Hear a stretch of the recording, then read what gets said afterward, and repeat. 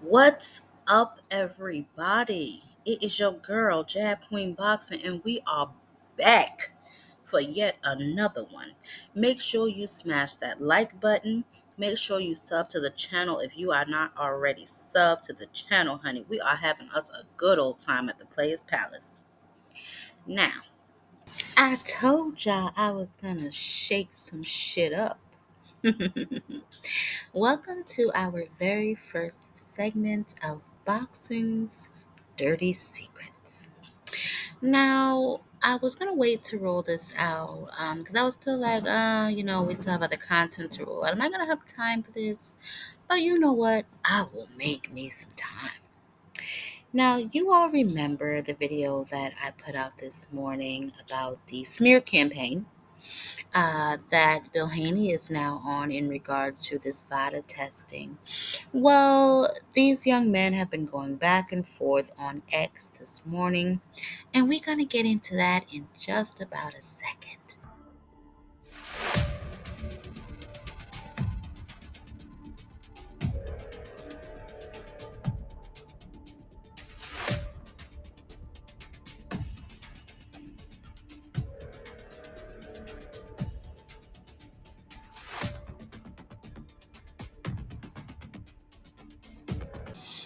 Now, we're going to take it back just a little bit to kind of figure out where the root of this whole VADA voodoo is coming from. Okay. So, obviously, we saw what happened last April 20th, 2024, between Devin and Ryan Garcia. Devin Haney doesn't have the power, but he does have the accuracy and timing. If you're that aggressive, get overconfident. Big left hand by Garcia. Rocks Haney early.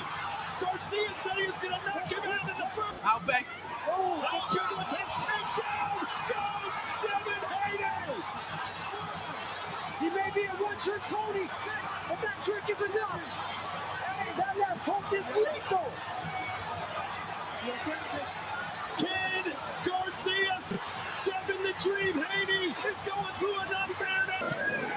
As frequently as it needs to happen. Oh, he's got it rocked again. It's Devin Haney.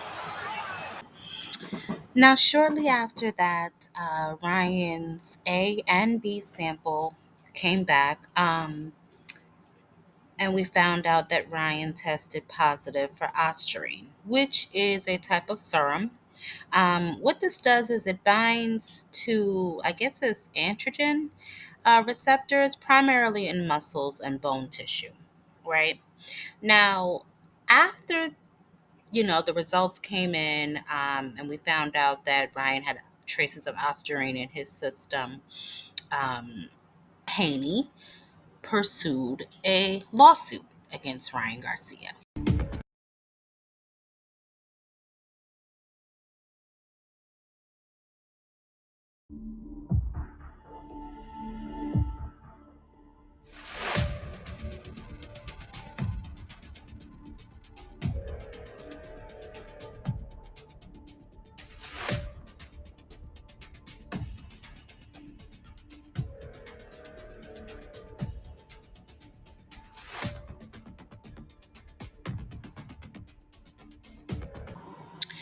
Now, I will not bore you with all the details of said lawsuit. However, as the majority of us know, including in that lawsuit, Devin Haney alleged battery, fraud, and unjust enrichment related to the fight, right?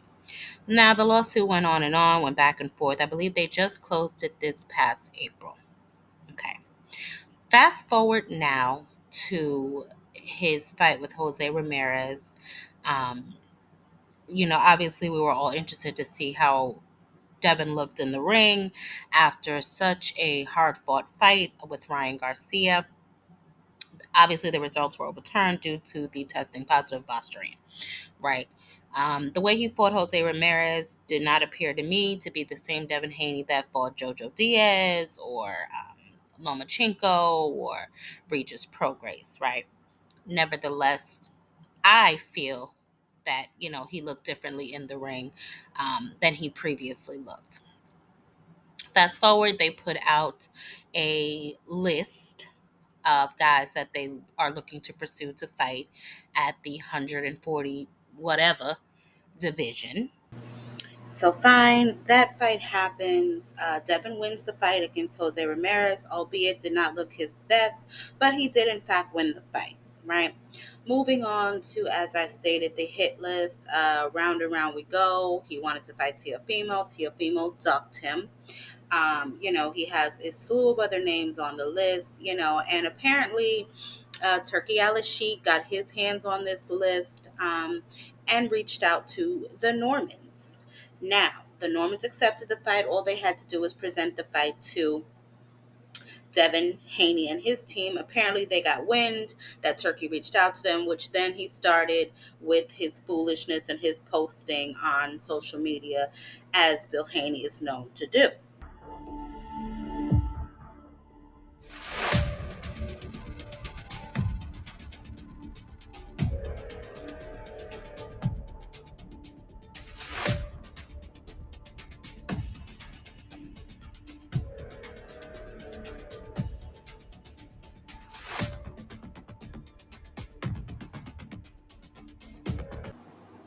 Now, that is what apparently kicked it all off, I want to say. With him pretending that he's out looking for Brian Norman Jr. as he was paving the pavement, looking for Teofimo Lopez and Sr. So initially, obviously, you don't have to look for nobody. I'll pull up on y'all. So Brian Norman is not afraid of Devin Haney. Let's just make that abundantly clear, right? But in typical Bill Haney fashion, he has to some way, somehow attempt to control the narrative. Okay, so fast forward past that, the fight is, I guess, made. We're looking at November 2022 of 25, which is when they are set to fight. They already had their first face off. They had their little altercation um, not too long ago.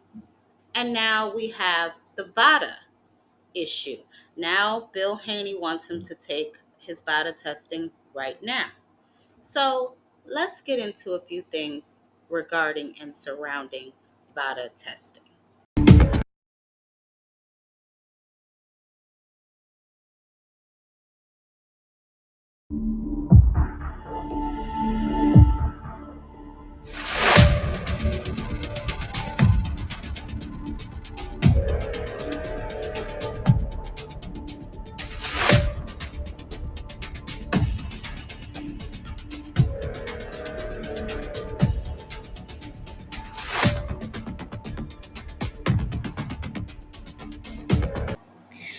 So first of all, from what I read, right, there is no real such thing as 365 testing. However, if you go to the website, there is a small tab at the top that you can click. And as you see, there is Devin Haney, the only one enrolled in it. But I believe Nonito Donaire also performed 365 testing for one of his fights, right?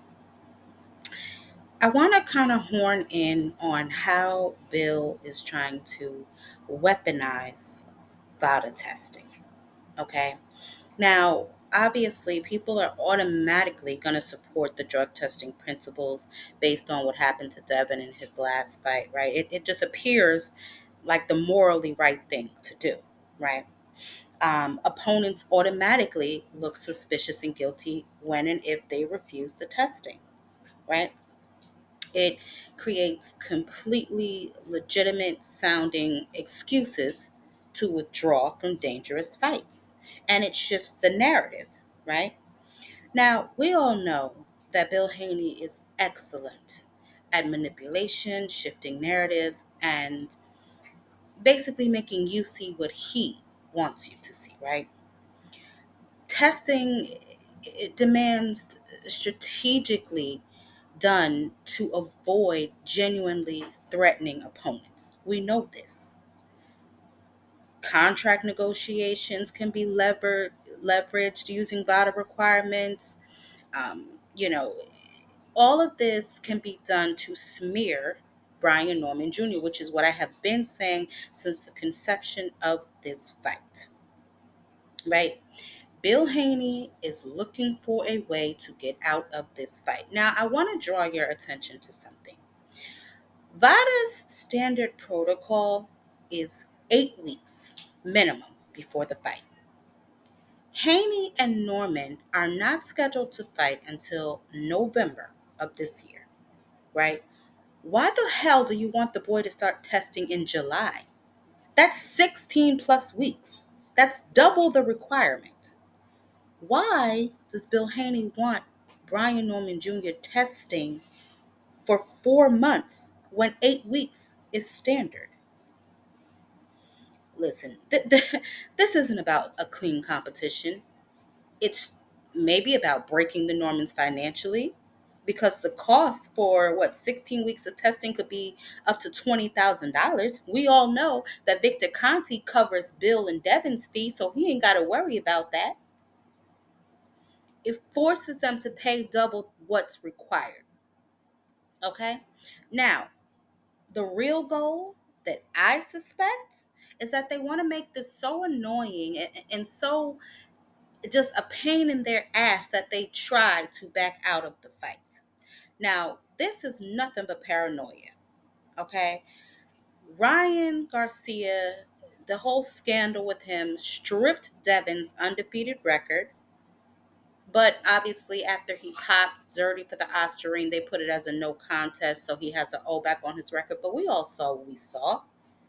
Bill witnessed his son's psychological breakdown for months, and it showed when he faced Jose Ramirez. Now, they're operating out of pure fear, okay? Demanding excessive protection and all this other kind of shit, worrying about why this man is going on vacation. None of your damn business.